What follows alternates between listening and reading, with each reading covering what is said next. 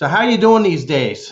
Man, I'll tell you, the irony of the COVID situation is that in some strange way, it's actually been good for me studio wise. My wife and I moved into this new house. Um, we, my in laws lived close by. They're getting up in age, and we knew that there was a reality that we'd have to bring them in at some point to take care of them. And so we sold the two houses that we had. They had one they were living in about a mile away. We built this new place, and part of that plan was this wonderful studio that I've wanted to have for quite a while and just didn't have the means in the old house. Yeah. So, we're out on a cul-de-sac on 11 acres. It's beautiful. I had the ability to do this. And when the COVID thing hit and everything shut down, I was getting calls. Well, I get calls from all over the world, people wanting tracks, different places. And they just send them to me. I do them here. I've got a beautiful grand piano, a B3, and all my old keyboards, Mm-hmm. Wurlitzers, and everything is in here. So I just render tracks and vocals and send them off That's wherever wonderful. people want them. So this has been great. For me, strangely enough, I've I've done pretty nicely, and I've been able to really work on the room and tweak the room and do some things that I wouldn't have been able to do had Yeah. COVID not happened. Yeah. So Yeah. it's been a strange blessing in disguise. Yeah. That's wonderful. Yeah. It's like I wonder how many other people are experiencing I that. can tell you, Nashville, a lot of people did what I did. Of course, they were late to the game. I had already been. I was thinking of this years ago and did it. They are now doing it, and realizing how great it is to have this. I mean, I'm making the same money I was making doing sessions in town without having to leave my house. Yeah. So why And you're would I not want to leave my and you're house? not limited to what's happening in Nashville. Well, not only that, that's a great point, but also, I'm not. I could use my gear all the time. So let me just tell you, an evolution of the studio reality was back in the day, and when I first started doing sessions in town, we used to have cartage. Everybody had cartage, and the way cartage worked is all my gear would like these. I'll turn it over here so you can see these racks over here. Let me see, which way is it facing? Uh, yeah, so this should be over there. Okay, so I don't know if you can see these equipment racks Mm-hmm. uh, Yeah. there. Where's it at? Yeah, there's two equipment racks. Anyway, those used to be in cartage. They used to be, had big road cases and they were in cartage. And my B3 was in cartage, and I had a company that would store it. And then when someone called for a recording session, I call my cartage guy and say, "Hey, Larry, I've got a 10 and a 2 down at Ocean Way for Mark Bright or whatever doing Carrie Underwood, and then I got Mm-hmm. a 6 o'clock over at uh, uh, Water Chapel doing a demo session. Bring my A rig to blah blah blah. Bring my B rig over to blah blah blah. They would take my gear out of storage, take it to the studio, set it up for me, and then take my other rig over to the other studio, set it up for me, and they build the studio. Okay, they build a client. Yeah. So Carrie's company would pick up the bill, or the publishing company would pick up the bill. And when I'm done, I call them up. They come and get the gear, bring it back over to storage. That's the way this world was for about 30 years, from the 70s, late 70s, 80s, all the way up to the mid 2000s, around the time of the bank collapse. And everybody and music started, they were giving away music, and people started to realize that they weren't able to make the money they were making, and so somewhere they had to cut budgets. One of the areas they cut budgets was in cartage. They started going, well, you're gonna have to start carrying in smaller rigs. If you're doing a bigger session, a master, we can still budget it, but the other ones, you're gonna have to start carrying in, and if you don't, we're gonna find guys that will, because we just can't afford that extra 150 per player per session anymore. Yeah. So for me, all that stuff that was in cartage that was just sitting there, I brought to the studio, and now it sits here. I get to use it every day. It's not just taking up someone's space. Yeah. And if I get called for a cartage, they just come here, pick it up, take it to the studio, then they bring it back here. Mm-hmm. So that's the new reality. Yeah. That's the new paradigm, and we all live with it. It is what it is. I Yeah. keep a rig in my car, and when I show up at a session and they just need a string pad or something simple, I just pull out that little rig, Mm-hmm. and set it up and go. So I don't know, man. It's a lot of people like to look at the doom and gloom. I think it's really been great. I I've had a good agree. I year. I agree. see. None of this, You know, none of my life is completely flipped, but it's flipped in a good way. so are you a guitar player? I'm a guitar player, bass player, Okay. educator. Okay. Do a lot of I'm into education, and so I was Yeah. able to pivot pretty quickly. I used to do classes and not so much anymore because of COVID, but so Well, that'll come back around. yeah, A yeah. few months from now, I think things will start to get back to normal. I had my first shot, getting ready to get my second one, and as Mm-hmm. soon as I get that second one, I'm right in the studio doing a really big project. So really, the timing works out really good. So So how'd you get started with the whole music thing? What take me back okay, to the very all right. Are you beginning. ready for a story? Here we go. I am. All right, so I got to tell you that Columbus, Ohio, obviously is where it all started, and Mm-hmm. the people that know of the Genettis, which is my Italian legal first name, Mm-hmm. they understand that the story actually starts with my father. His name was Joey Genetti. Mm-hmm. Now, Joey Genetti, his middle name was Nicholas. So he came out of Massachusetts. He was a extremely skilled and educated piano player, jazz guy. And I'm telling you, Rod, if you could hear my father play, it would blow your mind, man. Yeah. He was old stride jazz and just, he was one of those guys who'd be playing piano and he'd do trumpet and trombone parts with his mouth and he'd bang on the piano. And, those are back in the reel to reel days. Yeah. And people would be at the clubs listening to my father and they'd swear there was a little band playing and it was just my dad. And the thing about my dad was he used to like to he played these piano bars and he'd have the audience get up and he'd back them and make them stars for the night. And Mm-hmm. those are like before karaoke, before American Idol, before any of that. My Yeah. father would back these guys and make them feel, that these average Joes who were doing, plumbing jobs, electrical work and stuff for the weekend, they come and see my father and feel like they were stars. And so he made them feel important and they loved him for it. And Yeah. so he drew a huge following and played, all over the east side of the country. Made his way into northern Ohio, met my mom, who at the time was living up in, I think, Huron or Sandusky, and just fell in love with her and said, this road stuff, I don't know what I was thinking. He was 39 years old, I think, or 33, and he was basically a confirmed bachelor. And he said, this road stuff, I got a new plan. I'm going to marry this woman. I'm going to move to Columbus. I'm going to have a boatload of kids, and I'm going to start a family band. Mm-hmm. And, there was no Brady Bunch back then. There was nothing, no Partridge Family. There was no one ever heard of What anything. year are we talking? 57, 58, Okay. I think Tony was born in like 56. And he had three boys right out of the gate, 56, 57, 58, I believe, or 55, 56, 57. First one, he taught trumpet. Second one, my father's second instrument was trombone. My brother Joey, who's the one that lives in York, where you're at, Mm-hmm. Joey picked up trombone. And then my brother Freddie was just this natural beating everything in the house. And my dad said, wow, he's got good Drummer. rhythm. He's a natural drummer. So he bought him a drum set. So he started having kids. He was having, at this point, 5, 6 kids are out of the chute and whatever. And 3 of them were already playing music, the 3 boys. So in a way, he had his family band. The problem was, as much he's old Italian, they didn't make a lot of money back then. I don't know how he supported what ended up being 8 kids. Yeah. I don't know how they did it on a musician's salary, but he didn't have enough money to afford his own piano. He couldn't. So he had to go down to the club to practice. So Okay. even though he had his home set up, he wasn't able to afford to have the piano and have the group thing happen and Mm-hmm. as much as he wanted it. Somewhere around 1970, this friend of his who used to come and sit in with him and sing, he was a pretty wealthy guy, and he had this old piano sitting in a warehouse or a garage and a barn or something.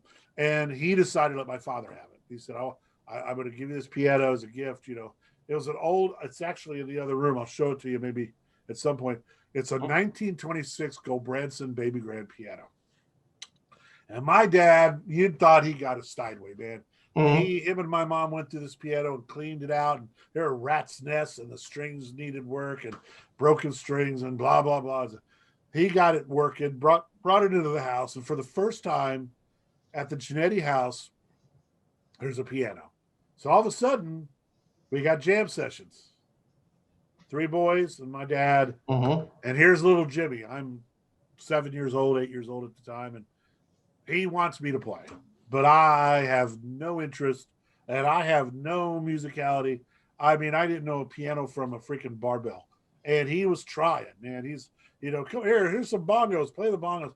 I didn't want to play the bongos. I wanted to be an airplane pilot, So he gave up pretty much, And then summer 71, he was playing ball with us in the backyard.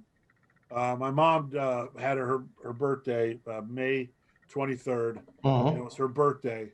And he was playing ball with us in the backyard. And I can still see it like it was yesterday, dude. I was in the backyard watching, and he had what looked like a baseball in his hand. And he went to throw the ball, and he kind of he sighed. He just went like this, and we're like, what's up, Pop? And he's weighed my brother down farther. He's like, and he went to throw the ball again, and then he collapsed, man, like someone a marionette let go of the strings. He just poured right onto the grass. He had a massive stroke. Apparently, he didn't tell anybody that he had cancer. All right. And the only person that knew was his doctor, and he swore the doctor to secrecy. So unbeknownst to the family, he was really, really, really sick, and he had this massive stroke. And 3 months later, the father that we all knew, the man that we thought was going to be there forever, was gone. August 22nd of 71. Now, here's this family dynamic, 8 kids. My mom was a home housekeeper. There was no other income but my father. So all of a sudden, not only are we out a father and a father figure and the man of the house, but the breadwinner's gone. There's no income. There's no way, all of a sudden we're so distraught. No one's going, what about the bills? Who's going to pay the bills? So, a couple months went on and people were bringing food and trying to help. And we started to realize what a situation we were in. Now, remember, man, this piano had only been there about a year. And he was the only one that played it. Yeah. And I was 9 years old when he died. And 2 months after he died, I'd been by that piano 100 times. I'm not kidding. It was in the living room. Never even took a second glance, man. But this one day, I don't know, man, somewhere in the fall of 71, November or something, I walked by the piano and I looked at it and I sat down and I just looked up and down the keys. I couldn't reach them because they were too high. So I got a phone book, put the phone book down. I sat on the phone book and I started playing a song called Love Story. The old da da da da da da da da da da da da da. And I'm playing it like I'd heard it my whole life. I'm doing contrary motion, I'm a A minor, and I don't know A minor. I didn't know what I was doing. I just started playing, and it's like I heard the key change coming, and I just naturally went there, and so here I am playing this piano in the house. Mom's in the kitchen cooking. No one plays music in the house except trumpet, trombone, and drums. So my mom assumes that the radio's on. So I hear her yell for the kitchen, Freddie, would you shut off that God radio? I got a splitting headache and I can't see myself thinking. I'm trying to cook dinner, but Freddie comes in the living room and there's his little 9-year-old brother playing this piano, And so Freddie yells at the mom, says, Mom, it's Jimmy, it's Jimmy. And so my mom comes in the living room and now she's standing there in her apron and stuff and food on her hands and starts crying, and she's like, why? You've never touched this thing. Where's this coming from? That's the absolute definition of prodigy. Well, I tell you, I don't remember saying it because I was only 9, but she said, I looked up at her while I was playing and she said, I said, Mommy, it's Daddy. He's moving my fingers. And my mom freaked. Okay.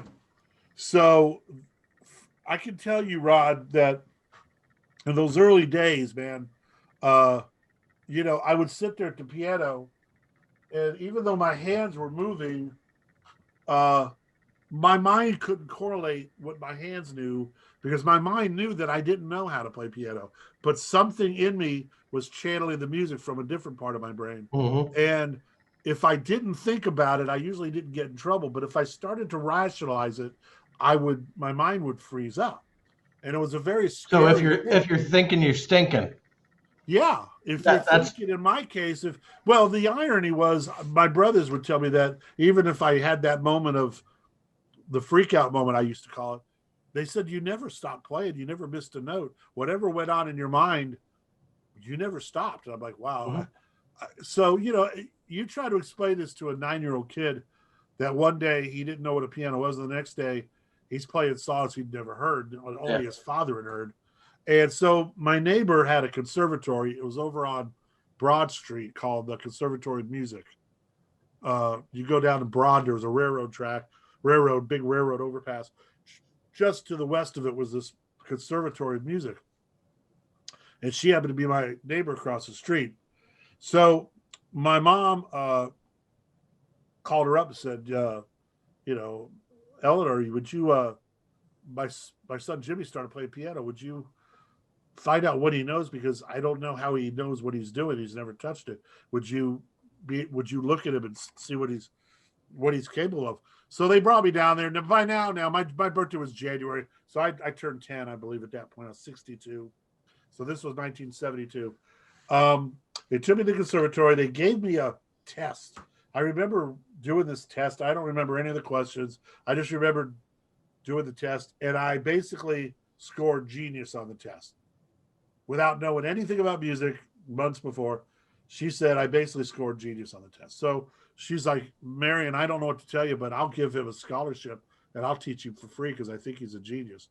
And so now I'm going between the Conservatory of Music and Capital University. I'm going down these halls and people are trying to teach me how to play like from the beginning, like reading music, like the Blue Danube. But here's the deal, man. The guy that bought my father the piano gave it to him. He knew that we were in dire straits financially, so he bought this little club in Reynoldsburg called the Cozy Corral. And he said, I will buy the club and your boys can come up there and play 6 nights a week. I'll pay them every week and they'll, and my mom's going, you're going to pay my boys to play in your club? What? You're going to hire a trumpet and a trombone and a drummer? He's like, and Jimmy? She's like, he's 10 years old. He can't be in a club at 10 years old. And Earl's like, why not? Yeah. She goes, because he's too young, Earl. His name was Earl Lee. Mm-hmm. And he goes, well, you'd have to probably go and be with him, but there's no reason why he can't be in there as long as he's chaperoned. So at 10 years old, and the oldest was Tony. So Tony, Joey, Freddie, and Jimmy. Tony was the oldest. Joey was the one in York. He played. He ended up learning how to play bass. So now he kind of gravitated over to bass. But in those early days, it was still trombone. Freddie on drums and me on piano. Opened up in 1972 at the Cozy Corral, first paid gig. And we played there 3 years, and the Silver Nickels were born. Uh-huh. And meanwhile, I've got these people at Capital University trying to teach me how to read music, and that's all they know. I had a nervous breakdown. I couldn't do it. I literally had a breakdown. And my mom realized that it was doing more harm than good, so she pulled me out of the school. And at that point, the band was becoming really successful around Columbus. Mm-hmm. So that's that part of the story. That's how the Nichols brothers were born. Mm-hmm. That's how I started playing music. And it's part of the mythology, if you want to say. Look, you can believe what you want. I can only tell you that I'm sitting here after all that I've accomplished, remembering back to those days and knowing what it was like, and knowing still to this day after all I've done that I really don't know what the hell I'm doing. I mean, after 50 years of playing music, yeah, you can say, well, you got to know. So, well, yes, I do know something now, but I don't know why. I don't know. I mean, I'll do string parts, do head charts in my head. I just did one before you called. That's going to become a big project for this guy, old movie actor named Paul Hampton. It's a Mother's Day thing, and I did a quartet chart. I've never done a quartet chart before, but I just did one. I don't know, man. It's weird, but this has been my life since I was a little kid, and I just 10 accepted years and old. realized that 9 years God old. wanted us to survive, and He gave me this gift so that we would. And so for 24 years, How was your at these early? So would you take the needle to the groove? Would you do a lot of that kind of listening? listening. Yeah. Well, As a 10-year-old, who did okay, you have so favorite great players? question. Great question. So first of all, I've you got to realize, like, I would have I'll pull something up real quick so I can show you something here. Let me just pull up a test thing here. Let's see, open. Give you an idea of what my life was like during those days. So those early days, should be something in here called test. Where is it?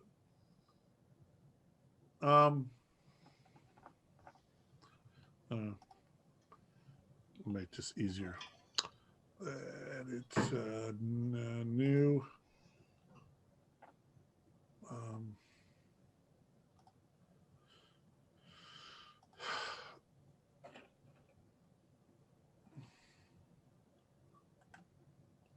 Sorry, just bear with me for 1 second.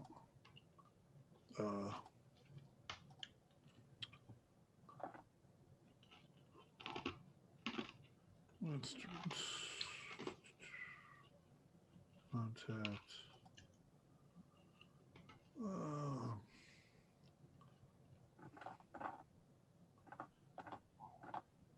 I'm big time into.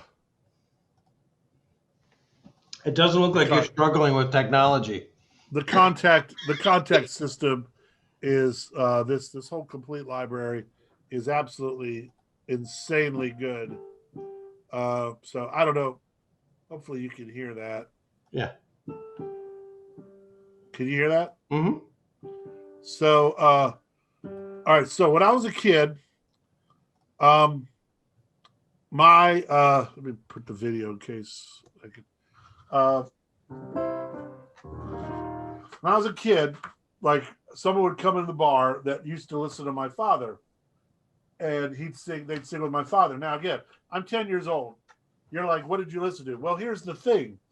Someone would walk in and they go, play Answer Me.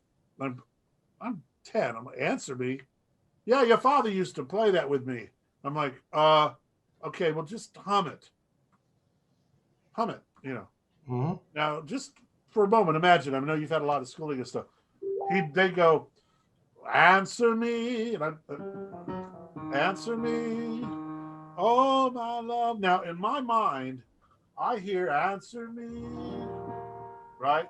Oh, my, and when I hear the repeat of, oh, my love, my mind tells me that something should move in there. My mind says, nobody would just play that one chord again. Yeah. It just doesn't make sense to me. So my mind at 10 years old was going, oh, my, there must be a change in there. What might be a nice change? So answer me, oh, my love. I'd play like a, oh, na, na, na, the lucky stars above. My mind's hearing this melody change, da da da da da da da da da. Please answer me, my love. And my mind's hearing these chords. I'm visualizing like there's a piano in the top of my mind, and as the music enters, the piano plays it for me, and I see it up here, and then I play it. Mm-hmm. No explanation. That's all it is. And It's so kind of like it almost seems like you have. It's not perfect pitch, which you may have. And I don't think I have perfect pitch. I have, but it's like perfect pitch, like it was like, the kids that can play Mozart, and and nobody knows how they learned it. Nobody knows how they do it. Right. Yeah. There's those things that you can't explain. Yeah. That I'm one of them, and I'm not, and was never at that level. I couldn't sit down, and my left hand really kind of sucks, but my right hand got pretty good. But I never got good enough. I mean, doing stuff like, back that stuff. Yeah, I could do that, but I was never in the Mozart thing. I wasn't really into classical, but interestingly enough, the stuff I listened to as a child, my mom would play Columbus. I don't think you know Columbus that well, but we used to have an FM station that played instrumental hits all the time, like the current songs, called WBNS FM, Stereo 97. I could still remember the letters. And my mom played that all day long while she was cleaning the house. And so I would listen to all these old songs, and they were beautiful, and they were orchestrated. And so from an early age, orchestrations just blew my mind. I love the sound of strings and brass and all that stuff in there, and I can still remember songs that I grew up listening to back in those days. Like there's a song called Tammy, it was like, it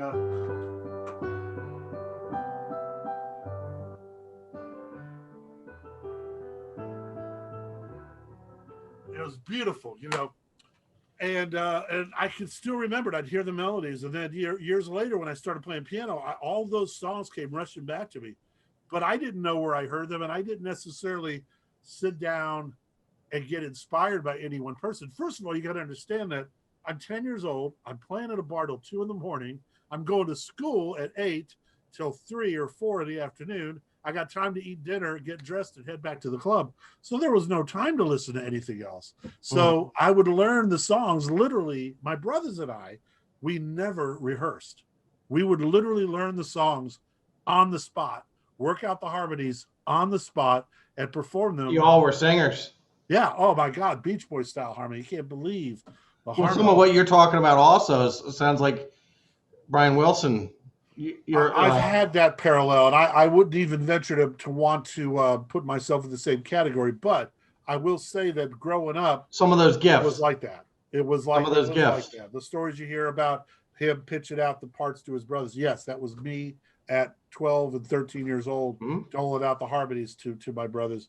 And we got really good at a cappella harmonies. And the Beach Boys were one of our biggest, we idolized the Beach Boys. And yeah, so then Elton John came along.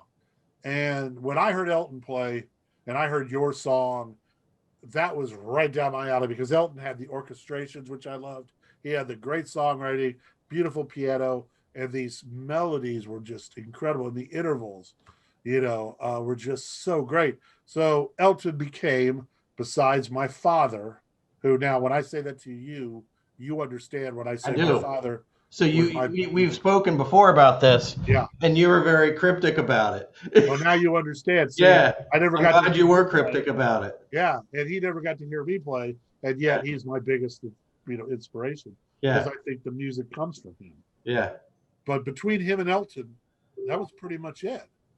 I studied the Elton records when I got them, and just learned them all. And I could do an Elton John concert like nobody's business, which ended up becoming ironic later on in my career. But regardless, back in those days, which is good for you. Seriously. Yeah, it was a cool thing. Anyway, so, and then the brothers started playing, and, it was the Cozy Corral. And then, some people found out that, we could do these harmonies and do these we weren't just getting out there doing rock and roll like some of the bands, like the Gods and Rosie and McGuffey and these guys. We were doing Chicago and Blood, Sweat, and Tears. And we were doing, pretty eclectic stuff, Billy Joel. And, so we started getting calls by all the country clubs around the area wanting to do all these shows, and wanted a band that would dress up nice. And my sister Jean at that point had joined the band for a while. So now it's the 4 boys and the girl,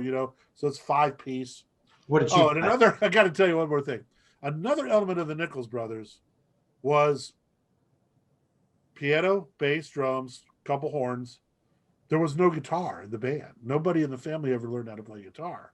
And because we didn't want to hire anybody outside of the family, because we're Italian, but if that had to do anything to do with it at all. But we didn't want to hire anybody outside the band because we weren't Family able to band. trust anybody. You know, it's like it was always us. So how do you trust someone you don't really know? So for all those years, there was no guitar in the band, and yet we would be doing Creedence. We would do, listen to the music. We did guitar songs, but we mostly tried to do songs that didn't feature the guitar because we didn't have one, and you either had to figure out a way to fake it or you just avoided it. Yeah. When samplers came around, and Coil Music, of course, I used to buy everything at Coil Music. Mm-hmm. So when I went down to Coil, I think it might have been Mike Giese, my buddy Mike, told me about this keyboard that they got in called the Sonic Mirage.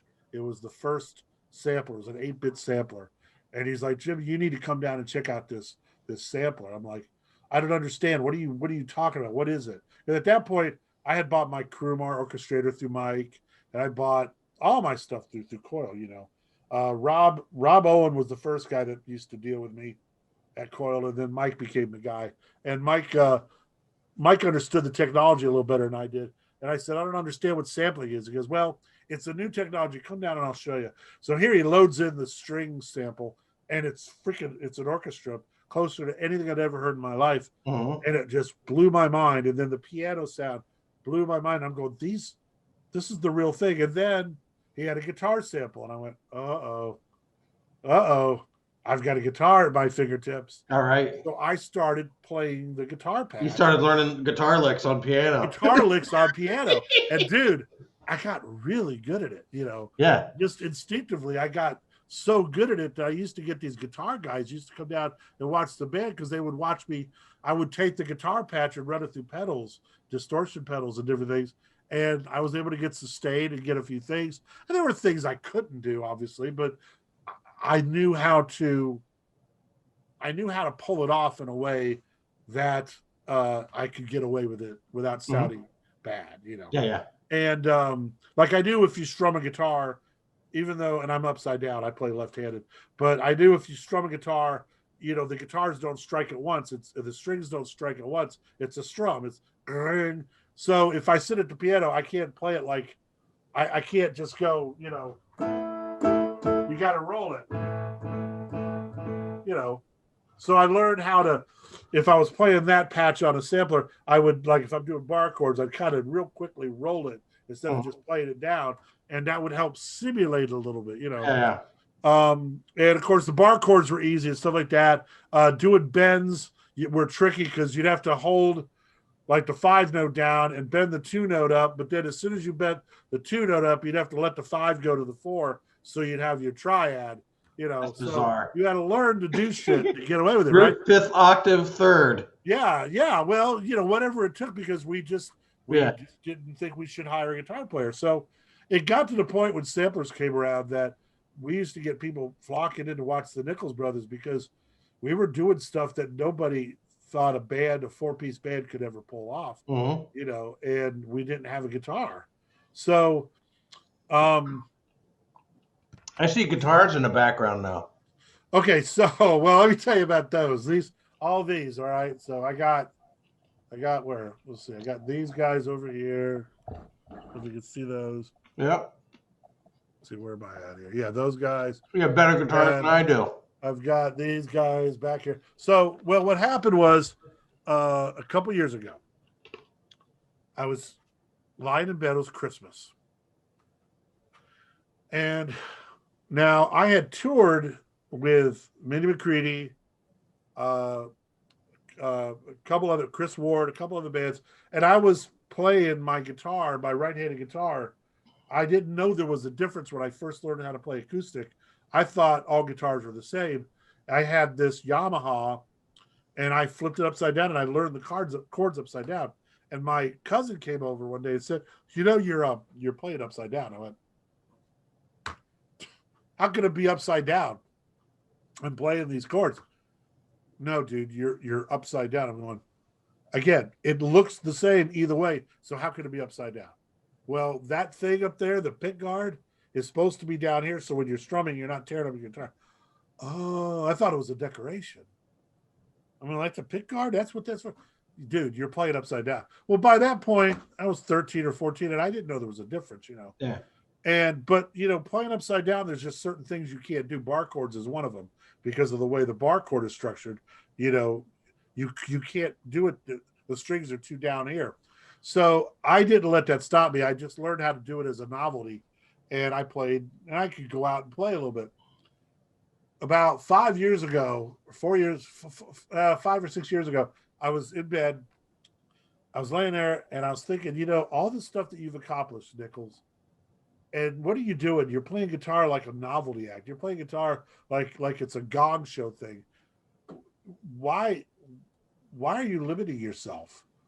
Why don't you just learn how to play the damn thing properly, and maybe you could play on your own projects? Because up to that point, it just didn't make sense, Mm-hmm. And I had a couple of electrics, but they were all upside down, and it just didn't. I just had this weird epiphany, So I literally told my wife about it, and that, like the next week or two, I sold all my upside down shit. I took the one guitar, the white Strat, Yeah. brought it down to Sam Ash, and told him to put it back lefty. And he put a new nut on it, restrung it lefty. And then slowly but surely, I started buying lefty guitars because I thought if I invest in it, I'll take it seriously. If I have money on the line, then I'm not going to have this rack full of guitars and not know how to play them. So what I did was I took my red Strat, also had it fixed, and I took it upstairs into my living room, and every night I would sit in front of the TV with my newly strung guitar, and I would play it watching TV. So I wasn't listening to what I was playing. I was watching TV and sectioning my mind off so that I wouldn't have to think about it, because I didn't want to have to sit there and think about what I'm doing. I wanted it to be natural.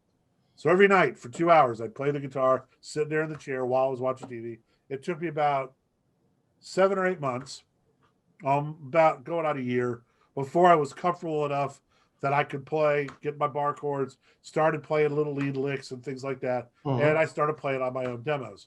After this time, look, am I a guitar player? Would I ever sit down in front of you? No, probably not. But if I've got a song that I've written and I've done down here and I want to add guitar to it, yeah, I can do it. And I have done it. And I've got a pedal board at my feet, and I've got amp simulators and great amps in the room.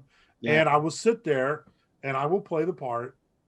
And it's funny too, man. I've worked with the greatest guitar players in the world, man. Dan Huff and Mike Landau, and I've watched them sit there, and yeah, a lot of times they'll just ram and it's magic. A lot of times they're going to sit there and they're going to stress and noodle over their part. And I'm like, why do I have to feel like I got to play something brilliant in one pass? Look, if I could just play it and learn it and practice it, even if it takes me 15 or 20 minutes, if I can make it sound good and make it sound like a guitar player's played it, then what do I care? I'm going to chuck my ego. This isn't about my ego. This is about the part in the song. And so, yeah, that's been my goal. And I'd say it's been about 5 or 6 years, and I'm feeling pretty comfortable with it. That's very cool. But that was the whole deal. Constant growth. Constant growth. Constant growth. I don't want to stay bored. I don't want to sit on my laurels. You know, I've got the piano thing down. So now I just got to play the guitar. You get pretty good at the piano thing?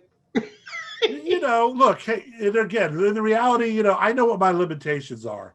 I know what I can get away with, and I know what I can't get away with. I'm not going to be, a Greg Fillinganes.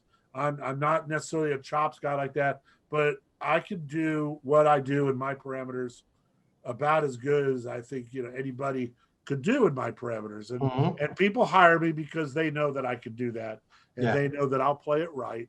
And I'll play it with some emotion and with feeling, because that's the heart of my music is it's all about emotion and feeling, because it's not about education, because I didn't have any, It's not about written. It's not about written notes, because I don't know how to read notes. So, but I could write chord charts, and I could write Nashville, the number system. Yeah. Hell, I learned how to do that when I was, do you remember a studio? And well, again, I don't think you were in Columbus. It used to be a recording studio on Broad Street called Rome Studios. And my first session with my brothers was I was 16 years old. We did a record there, and I was just knocked out, man. That was it. Studio world, buddy. I just fell in love with it. And so that was it. I learned how to do the number system from a guy named Amos Sirin, Nashville player. Taught me the number system. I was 18 years old, I think.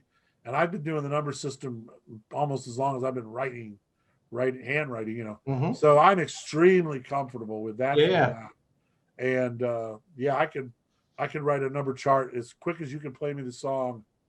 You know, if I'm doing a chart here at the house and someone sends me a song, as much as I hate to admit this to the world, it takes me longer to set the Pro Tools system up than for me to play the song from charting to playing it. I usually will chart it in 3.5 minutes and play it in 3.5 minutes, and I'm done, you know.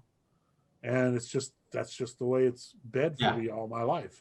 Yeah. So, you know, and then if they want the Nichols brothers, how that lasted a good long time. 23 years. 23 years. So 20, almost going on 24. Started in 72. 96 was pretty much the end of it. What happened was, when I was supposed to graduate in 1980, and I couldn't graduate because I was getting ready to tour. Whole nother story about why I didn't graduate from Groveport Madison High School. But regardless, the summer of 80 was the first year the Nichols brothers had tour dates. And we had tour dates because we played this little club in Zanesville, Ohio.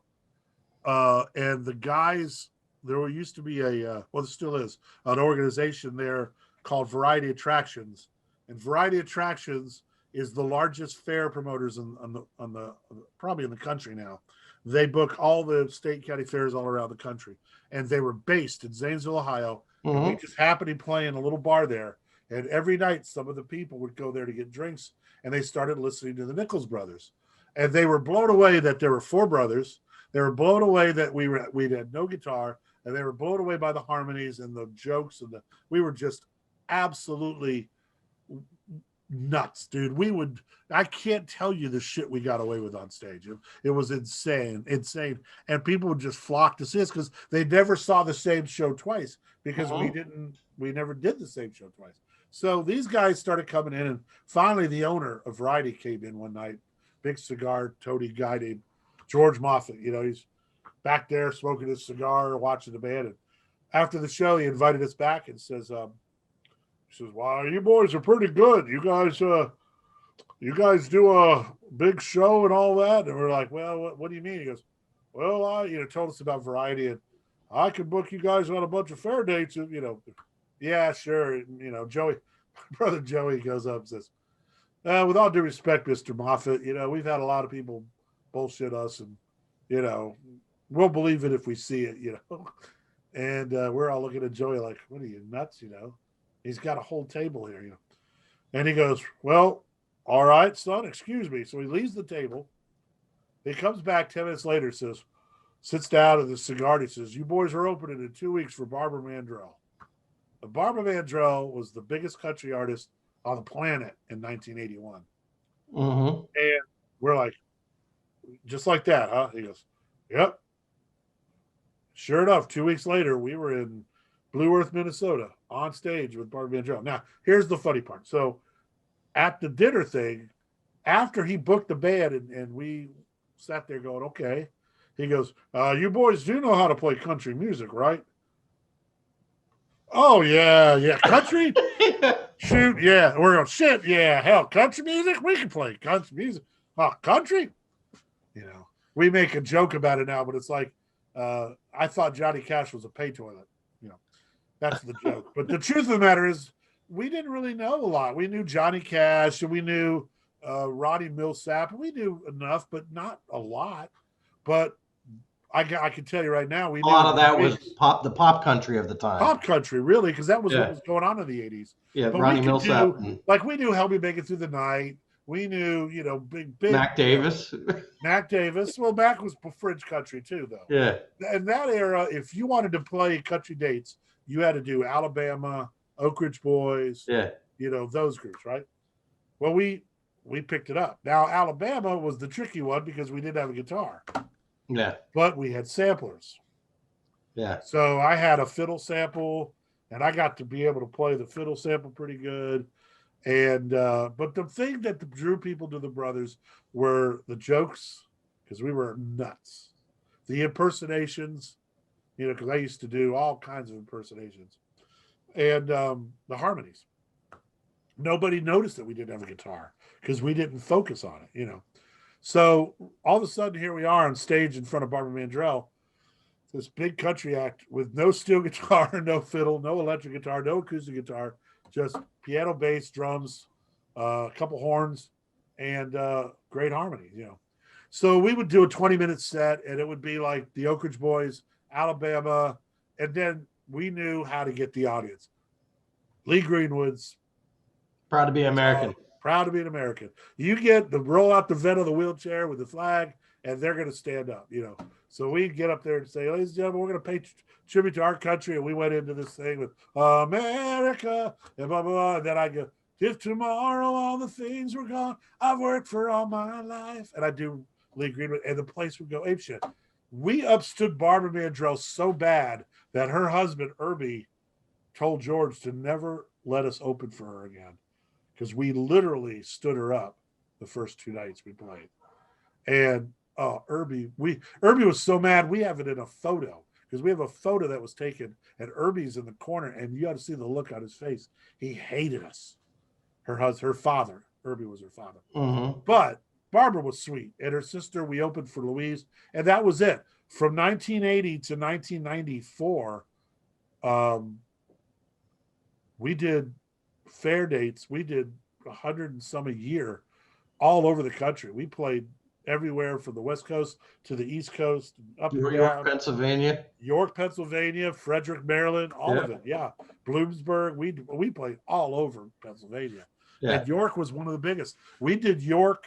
I told you this before, but we were the second most popular act to ever play the York Fair outside of Alabama. Well, the first outside of Alabama. And for a while, we beat Alabama. But there was one year we had a miss, and so Alabama trumped us. But, and I only say that not egotistically, but there was the fans that kept bringing us back, because we grew from this little tiny section with one little set of bleachers on this free act stage to it got to the point where we had 3,000 seats and a stage so big that it needed its own sound and lights, its own crew in a matter of years, because we drew that many people. Yeah. And we were doing 3 shows a day, 10 shows a week, or 10 shows a booking. So, they were sitting there listening to us for 30 shows, and they would stay and stay.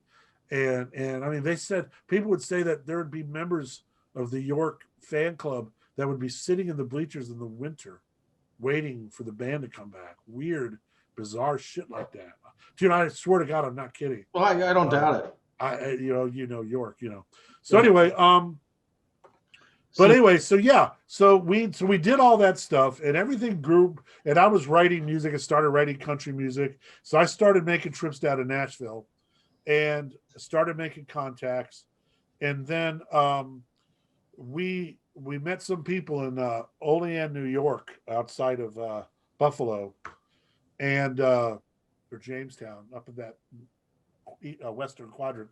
Mm-hmm. And they fell in love with the band. The guy happened to be him and his wife owned the largest shale deposit in the whole East Coast. And they were just starting fracking back in those days. And he owned this big gas exploration company. And he was very wealthy. And he heard my songs, especially a song that I wrote about my father called 88 Keys. And he's at this show actually having a business meeting, and he's crying listening to my song. And so he called my brothers and I over, and he said, "You guys don't belong in Olean. What's going on? What's the story?" Told him a story similar to what you just heard. And next thing I know, he's got lawyers in town here, and he moved us to Nashville. And that was in 93. And so now the band technically is still a band, but now we're focusing on trying to get a record deal. So that's the first time the band moved out of Columbus and we moved to Nashville. Mm-hmm. And now we're in the studio and we get producers and we start working on our project. We got a great project and we're going to go do this big showcase. And we want to hear about Fate. Yes.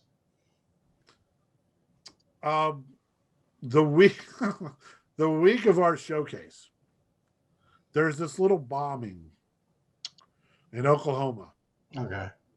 the Oklahoma City Federal Building. Do you remember hearing about that? I do. Do you remember who blew it up? No. Oh, that wasn't a Unabomber? Well, no, that was Unabomber. I think was before. This was Timothy McVeigh. Oh, okay. But it wasn't just Timothy McVeigh. It was Timothy McVeigh and his two friends, Terry and James Nichols, otherwise known as the Nichols brothers. So the week that the Nichols brothers are showcasing their dynamite performance, explosive new sound, the Nichols brothers just exploded the Oklahoma City Federal Building and were indicted on charges. And nobody was going to touch us with a 10-foot pole. Yeah. As fate would have it.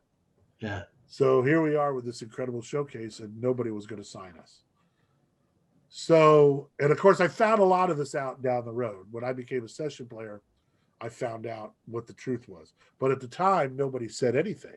Yeah. They just attended the showcase, got rave reviews, and then nothing happened. We didn't know why nothing happened. But what did happen was while I was in the recording studio working with my brothers, this guy who co-owned the studio, whose name is David Malloy, happened to come in a couple times while I was working and noticed what I was doing.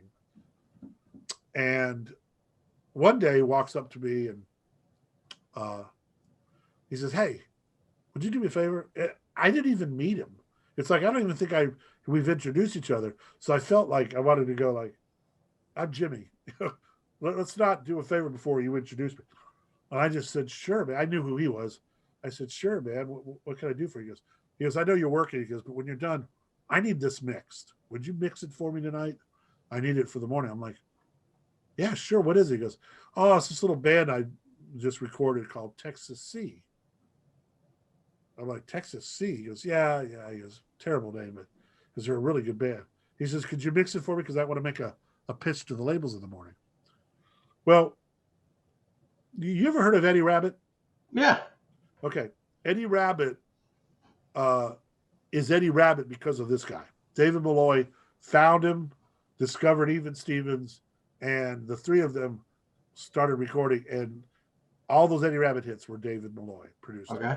David Malloy produced Kenny Rogers, produced Roseanne Cash. He'd had all these bands. He Badfinger. He did all these projects. He was a Grammy award-winning producer who just came back to Nashville after getting divorced and kind of lost his ass and had his tail between his legs and decided to start again. And here he was in this little studio, and unbeknownst to me, he wants me to do this little favor for him. So I was kind of honored, So I mixed it out. Next day, I find out that the group got a label deal. I'm like, "What the hell? How'd that happen?" I'm like, "That thing I just mixed just got a group deal." The group, by the way, was Lone Star. Okay. But they ended up dropping the name Texas Sea because it sucked. Yeah. So they renamed the band Lone Star, and the next thing I know, Lone Star's all over the radio. And here's the Nichols brothers. We can't even get a deal because of the Oklahoma City Federal Building. So all of a sudden, David and I Here's a question for you. Was it impossible to change your name? That, my friend, is the $1 million question.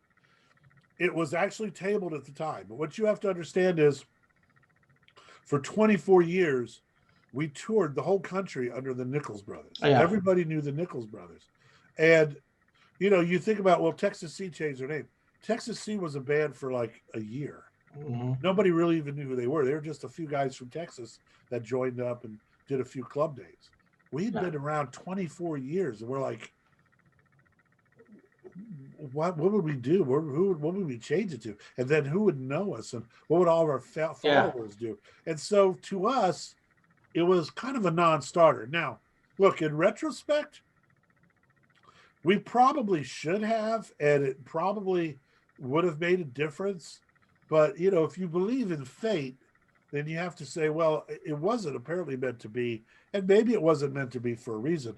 You know, all those years that we struggled and we appreciated my gift that I had, we Mhm. all assumed it was because the Nichols brothers were supposed to make it. It never entered our minds or my mind that maybe I was the one that was supposed to make it and not the Yeah. Nichols. It was always You know, supposed to be the yeah, Nichols. that I understand. Well, I didn't. And it wasn't until I was having some nightmares and some really serious mental issues that my new friend David Malloy sat me down one day and tried to explain it to me because uh, he he started hiring me on everything. He hired me uh, uh, right after that was Mindy McCready, and I know you probably researched Mindy, the Mhm. tragedy that it is. But in those days, Mindy became she was going to be the next Faith Hill, and I did everything with her. I mean, we Mhm. worked on harmonies. We worked in the studio together. David and her and I were inseparable. And you know, my wife engineered on the record, and I did all the harmonies on the piano and blah blah blah. And that was a 2 million selling album, almost 3 million selling album. That was my very first master. And all of a sudden, you know, I went from getting paid, I think $400 a week with my brothers to making $2,000 a day in the recording studio Mhm. because I was getting paid double scale master in those days, and we were doing triples. And that's 600 a session. That's $1,800 a day. Yeah. I mean, that was unfathomable to me. I never had that kind of money. I mean, I was barely. My wife and I were just newly married. My wife, by the way, Tanya, was a graduate of the recording workshop. She grew up in Marion. Mhm. She went down to Chillicothe and studied recording there, and we hired her to run sound for the Nichols brothers in the late 80s. And then through the 90s, she stayed with us. We, after 2 years, followed in love together, got married, and it's going to be 30 years in That's May. wonderful. Yeah, she's amazing. Yeah. I wouldn't have any of this if it wasn't for Tanya. Mhm. She's everything, kept, a lot of people thought she was kind of the Yoko Ono of the band, but actually she held us together for quite a while, but she realized that I had some potential and that I was writing and I needed to get my stuff exposed. And she was very headstrong and made it happen and kept me from being lazy and kind of forced the issue. When we came down here and things started falling apart, she's like, don't be sitting around watching soap operas. We got a life now. You better get out there and start writing and start networking Mhm. because the Pergula's money is going to run out and you're going to Yeah. be screwed. And I'm working and you're going to start working. And so she pushed me and I did. And I went out there and was doing club dates. And dude, I was doing recording sessions, anything that came along. Some of them were at 12 midnight. I'd be doing sessions till 3 in the morning.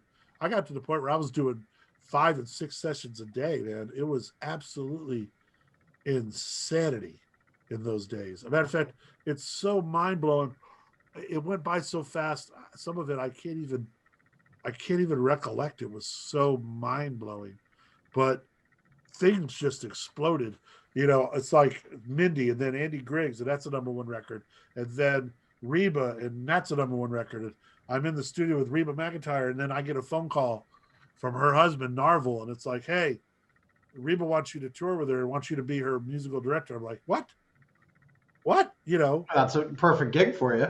Well, yeah, but it's like, me, who am I, right? I just did one record, and all of a sudden, Reba McEntire, the biggest name in country music, Yeah. at that point, she's like the mother of country, wants me to be her musical director. It was mind blowing. Yeah. So I'm on tour with Reba for 4 years, and I get a call one day from Dan Huff, and I'd worked with Dan for a little bit and done a few projects, but nothing really all that major. Maybe I can't remember a couple bands, a couple things, and then I'm out touring with Reba. I'm in town to do a few sessions, and my phone rings. And it's David. It's nighttime. I got to tell you the story. It's a great story. It's nighttime. I'm at the house and the phone rings. Jimmy, it's Dan Huff. Really excited because Dan never calls. Mm-hmm. Hey man, what's going on? He says, what are you doing in the morning? Well, at those days, I was working every day. So I had a session. I said, yeah, I've got a session in the morning. Why? What's going on? He goes, can you get out of it? I'm like, I don't know. What do you got going? He goes, well, I got this session, and I really think I need you on it. It's this one song. It's kind of an Elton-y thing, and I just think you're perfect for it. And I'm like, okay, all right. Well, I mean, who's it for? He goes, well, and he didn't want to tell me at first. And then finally he goes, okay, it's for Faith Hill. I went, and now again, Faith Hill at that point was Queen.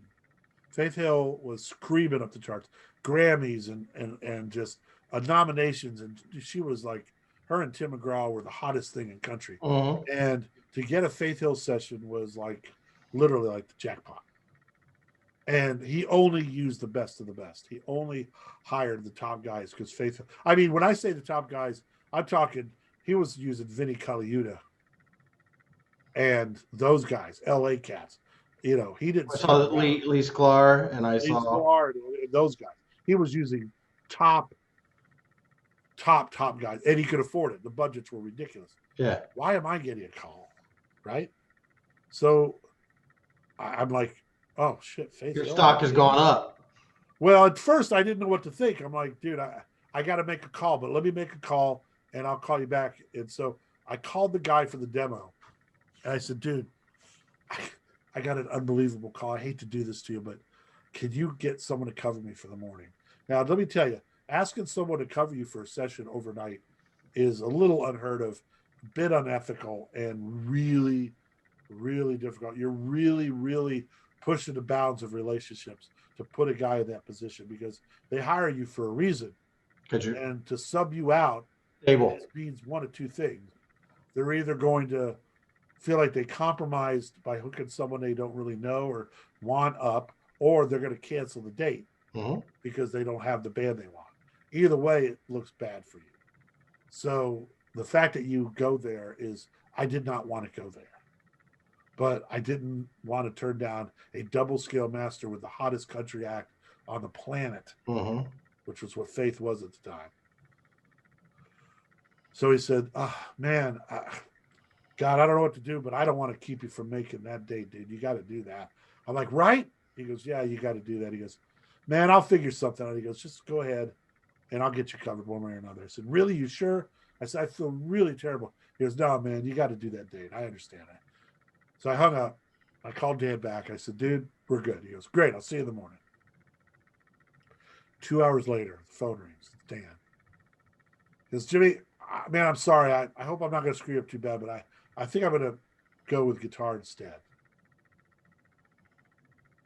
And I just felt my heart sink. I'm like, but I didn't show. I didn't say, I didn't get pissed off. I said, oh, all right, man. Well, I really appreciate it. Jimmy, I'm really sorry. He goes, I hope you get your gig back. I said, well, hey, I don't know. I'll give it a try. I'll call a guy back and let him know. I said, look, man, if anything changes, let me know, you know. And he goes, Jimmy, I appreciate it. Thanks for being cool. And I hung up, and I was just about to cry, man. I was so bummed. I was brokenhearted because I'm like, God, I was up here.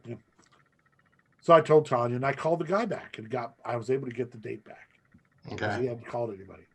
So go to bed that night. Phone rings at 7 a.m. Jimmy, it's Dan. Jesus. Hey, man, what's going on? He goes, dude, I couldn't sleep last night. I had an epiphany. I think I'm making a mistake. Can you be there this morning?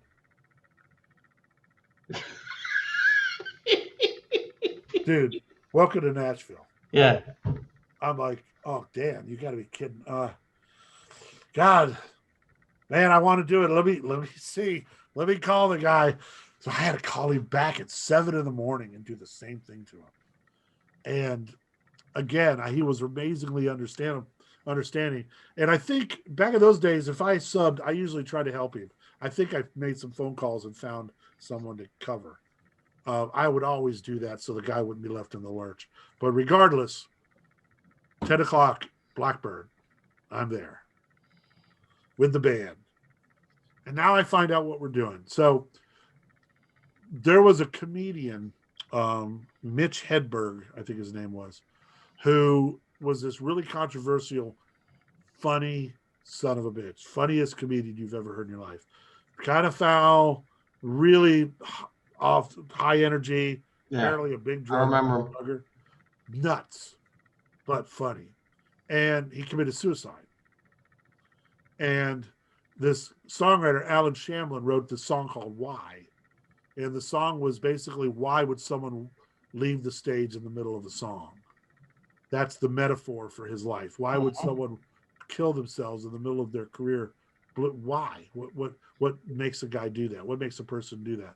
And the song was incredible, right? And so it was going to be this big, heavy ballad on the record that Faith had just started. And Dan thinks it needs to be Elton-y, and for whatever reason said it needs to be Jimmy Nichols. So here I am in the studio. Jimmy Knuckles. Jimmy Knuckles. That's where I got the nickname came with those guys. Yeah. They're the ones who named me Knuckles. Yeah. So I'm in the studio. Faith is late. I've got a 2:00 session. So I've got 3 hours. I got to leave the studio at 1:00. 10:00, we get sounds. I've heard the song. I've got ideas in my head. I'm starting to suss them out. 11:00, 11:30, no Faith.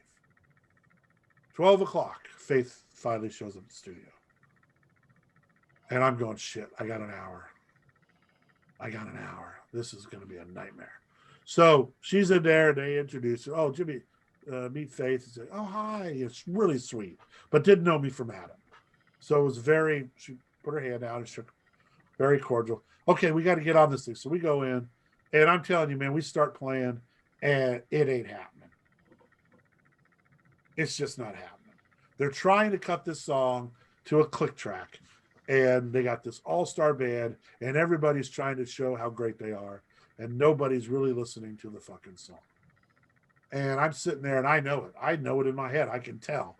And Faith isn't really feeling it. Nobody's feeling it. And I look at my watch, and it's 15 till 1, and I'm like, we're fucked, man. What are we going to do? So Dan knows that you can feel the heaviness in the studio. And finally, I said, Dan, it's Jimmy. I got an idea. He's like, sure, man. What are you thinking? I said, dude, I think we're totally approaching this thing wrong. I said, this needs to be about the story. I said, and all this stuff, I said, she's trying to sing this thing, and we're just not giving her any space. I said, can we try something? Let's turn the click track off. And I read it right away here for the drummer. Yeah, baby. No click, right? So I said, turn the click off. Let Faith and I just start this thing. Just her and I. And just let it be what it is. But let's just start it really simple with just her and I and see what happens. And he goes, okay. And Faith's like, yeah, I like the way that sounds. So we start. And they turn the machine on, and we record it in one pass. And I'll tell you something, man. When you play on a big record, I think I may have told you this before. Mm-hmm. When you know it's magic, your adrenaline starts to pump. And your hands start to shake, and the hairs on your neck start to, and you feel it. Your whole body is going, son of a bitch. This is magic. She was unfreaking believable. And I was right with her every step. And the band stepped in when they were supposed to. And it's money. I knew it. Mm-hmm. I knew something magic. So you were with Dan Huff. That was not the last time you played with Dan Huff. Well, you're getting ahead of the story. I'm almost done.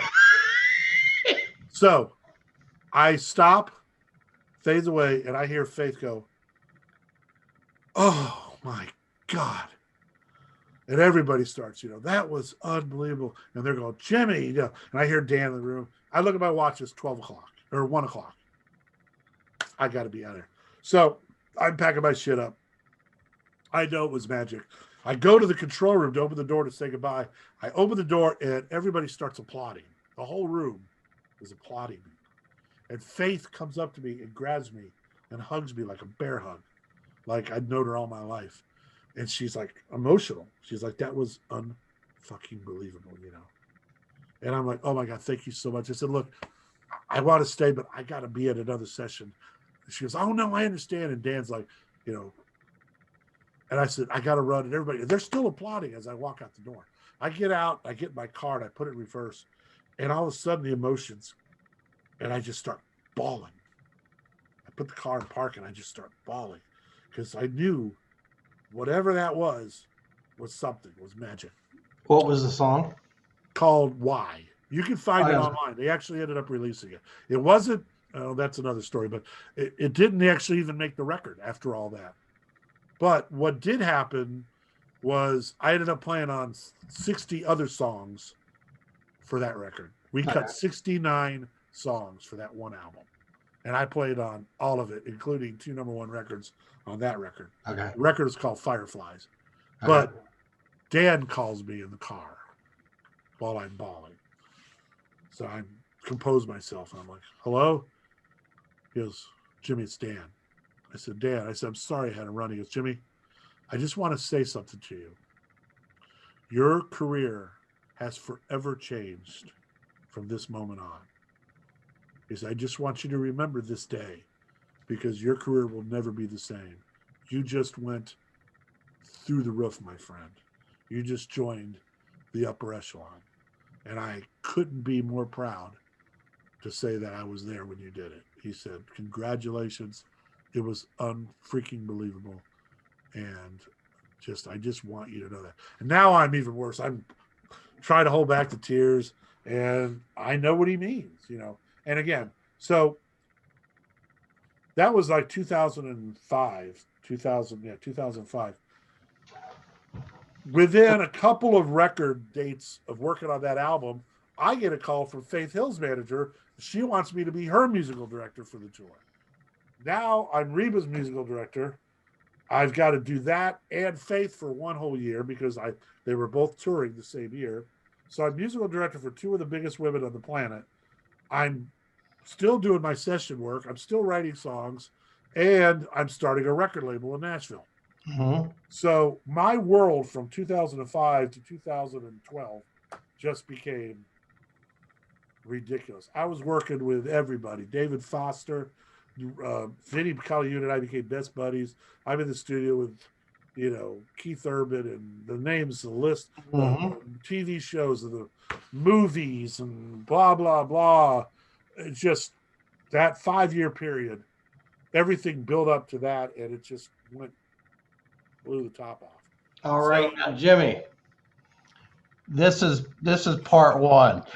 Yes, this is part 1. This is part 1, but there will be a part 2 very soon. Cool. Okay. We've kind of touched the surface, but yeah, no, there's a lot. This is all wonderful, and I am completely grateful, and I'm inspired.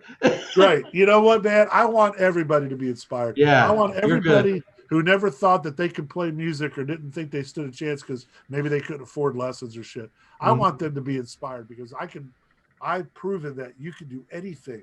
Yeah. With anybody if your heart and your soul is in the right place, you know, and that's where it's been for me my whole career, you know.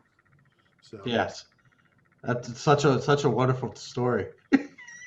Pretty wild, right? We're right at Okay, so I want to thank you. Oh, and we're gonna have to wrap it up. We're anytime you want to pick up on part 2, just let part me 2 is going to be sooner rather than later. All right, my friend. I can't thank you enough, and all my Columbus friends and all my friends who supported me. Thank you so much. Yeah. And thanks for the opportunity, Rod. Appreciate it. Oh, this is wonderful. This is wonderful. Thank you. Thank you so much. God bless.